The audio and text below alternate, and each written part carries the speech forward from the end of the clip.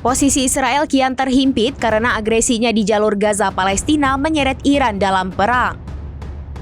Di tengah berlangsungnya ketegangan di Timur Tengah, Kolombia membuat keputusan yang mengejutkan terhadap rezim Zionis.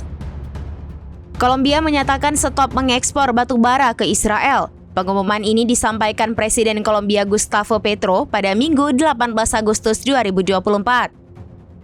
Petro menegaskan bahwa langkah ini dilakukan sebagai protes atas serangan dahsyat Israel di Gaza. Kolombia meyakini Israel menggunakan batu bara dari negara tersebut untuk pembuatan bom yang digunakan melawan warga Palestina di Gaza. Petro mengatakan tindakan Israel itu sebagai pelanggaran berat.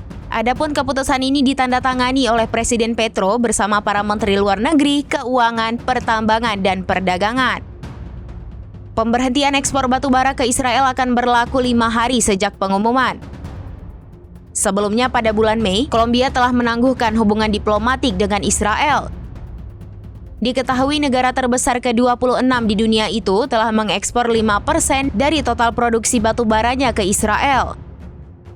Dengan adanya langkah mengejutkan dari Kolombia ini, kekhawatiran terkait kekurangan listrik di Tel Aviv meningkat. Padahal Israel tengah bersiaga penuh menghadapi ancaman balasan Iran terhadap negara tersebut. Terlebih, pasukan IDF juga harus melengkapi persenjataannya jelang serangan Teheran.